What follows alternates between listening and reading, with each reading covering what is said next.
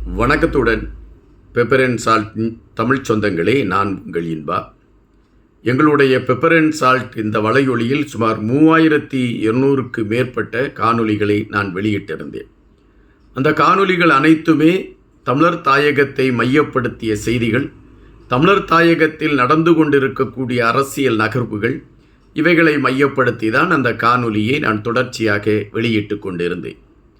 தற்பொழுது உள்ள சூழலில் அந்த காணொளிகளுக்கு நாம் தடை விதிக்க வேண்டும், புதிதாக காணொளிகளோடு பயணத்தை ஆரம்பிக்கலாம் என்கின்ற எண்ணம் வந்ததின் காரணம் அதற்கான சில ஏற்பாடுகள் செய்ய வேண்டிய சூழலை வலையொலியும் நமக்கு ஏற்படுத்தி கொடுத்திருக்கக்கூடிய காரணத்தினால நாம் இதுவரை வெளியிட்டிருந்த சுமார் 3211 காணொளிகள் இப்பொழுது அவைகள் இந்த வலையொலியில் உங்களுக்கு அது தெரியாத ஒரு நிலையைத்தான் அது அடைந்திருக்கிறது.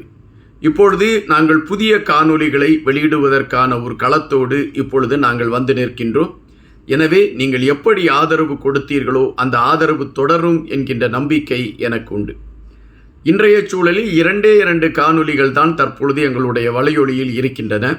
அந்த 2 காணொளிகள், ஒன்று சீமான் அவர்கள் மன்னிப்பு கேட்டிருக்கிறார் என்பதை மையப்படுத்திய ஒரு காணொளி, இன்னொரு காணொளி நான் பாடல் எழுதி என்னுடைய நண்பர் இசையமைத்து நான் இயக்கி எடுத்த ஒரு பாடலையும் அதில் இருக்கிறது. முன்பே நாங்கள் இந்த வலையொலியில் போட்ட அந்த பாடல்தான்.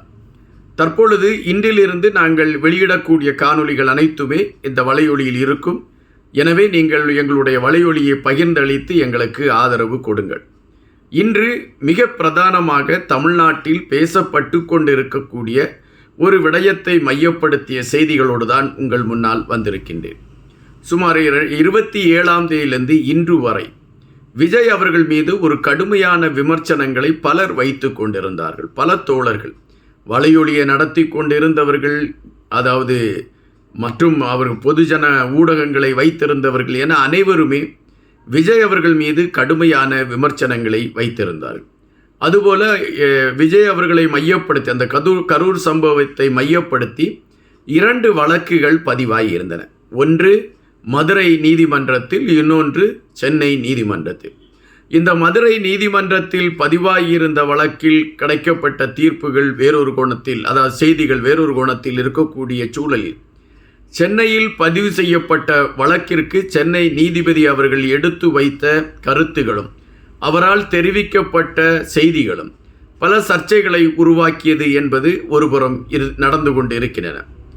இந்த சூழலில் இந்த வழக்கு, அது கரூரில் நடந்த துயர சம்பவத்தை சிபிஐ விசாரிக்க வேண்டும் என்கின்ற நிலைப்பாட்டில் தமிழக வெற்றிக் கழகத்தை சார்ந்த வழக்கறிஞர் பிரிவினர் மிக தெளிவாக இருந்தார்கள்.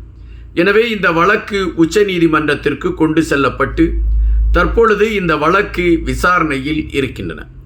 இதுவரை விஜய் அவர்களையும் தமிழக வெற்றிக் கழகத்தையும் மையப்படுத்திய விமர்சனங்கள் கடுமையாக எடுத்து வைக்கப்பட்டு கொண்டிருந்த வேளையில் நீதிமன்றம் பல அதிரடி கேள்விகளை கேட்டு களத்தையே திசை மாற்றி இருக்கிறது என்பதாகத்தான் பார்க்க முடிகின்றது. இதுவரை ஆண்டு கொண்டிருக்கக்கூடிய திராவிட கட்சிகளை சார்ந்தவர்கள் தாங்கள் சொல்வதுதான் உண்மை, மற்றெல்லாம் பொய் என்கின்ற விடயத்தில் பயணித்தார்கள். ஆனால் இன்று நீதிமன்றம் பல கேள்விகளை கேட்டு எது உண்மை எது பொய் என்பதில் ஒரு குழப்ப நிலையை உருவாக்கி இருக்கின்றன. விஜய் அவர்களுடைய தமிழக வெற்றிக் கழகத்தின் சார்பில் வைக்கப்பட்ட மனுவின் மீது விசாரணைகள் வந்தன. இந்த மனுவோடு இன்னும் சிலரும் இந்த வழக்கில் தங்களை இணைத்து கொண்டார்கள். பாரதிய ஜனதா கட்சியை சார்ந்த வழக்கறிஞர் ஒருவர், பாதிக்கப்பட்ட அந்த கரூர் சம்பவத்தில் மரணத்தை தழுவிய அந்த உறவுகளை சார்ந்தவர்கள் என ஒரு 5 பேர் இந்த வழக்கில் இணைந்து கொண்டார்கள். இந்த வழக்கில் சிபிஐ விசாரணை வேண்டுமா என்கின்ற விடயத்தை மையப்படுத்திய கேள்விகளுக்கான அந்த விவாதங்கள் நடைபெற்று கொண்டிருந்த வேளையில் அரசு வழக்கறிஞர் சார்பில் எடுத்து வைக்கப்பட்ட கருத்து, கரூரில் இந்த துயர சம்பவம் நடைபெற்ற பின்பு விஜய் அவர்கள் அங்கிருந்து தப்பித்து சென்று விட்டார் என்கின்ற ஒரு கருத்தை பதிவிட்டார்கள். இந்த கருத்தை பதிவிட்டதோடு தமிழக வெற்றிக் கழகத்தின் வழக்கறிஞர்கள் இதற்கு எதிராக கடுமையாக அவர் கொந்தளித்து கருத்துக்களை பதிவிட்டார்கள். அப்படியென்றால் விஜய் அவர்கள் மீது திட்டமிட்டு ஒரு அவச்சொல் வரவேண்டும் என்கின்ற நிலைப்பாட்டில் அரசு வழக்கறிஞர்கள் இதுபோன்ற கருத்துக்களை பதிவிடுகிறார்கள். விஜய் அவர்கள் கரூரில் நடந்த அந்த துயர சம்பவத்திற்கு நான் போய் ஆறுதல் சொல்ல வேண்டும் என்பதில் மிக தெளிவாக இருந்தார்.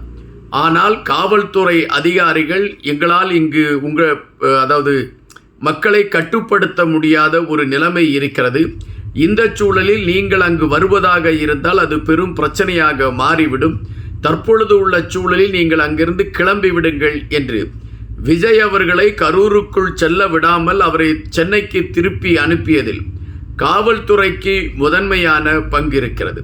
காவல்துறை எதற்காக விஜய் அவர்களை சென்னைக்கு திருப்பி அனுப்ப வேண்டும் என்கின்ற கேள்வியை விஜயின் தமிழக வெற்றி கழகத்தின் வழக்கறிஞர்கள் கேட்டிருக்கிறார்கள். அதுபோல இந்த கூட்டத்தின் பின்னணியில் பெரிய துயர சம்பவம் அரங்கேறி இருக்கிறது என்பது ஒருபுறம் இருக்கக்கூடிய சூழலில் இந்த துயர சம்பவம் நடைபெறுவதற்கான களங்களை உருவாக்கி கொடுத்ததில் திமுகவின் முக்கிய பிரமுகருக்கு பங்கிருக்கிறது என்பதை மையப்படுத்திய கருத்துகளையும் தங்களுடைய விவாதத்தில் எடுத்து வைத்திருக்கின்றார்கள்.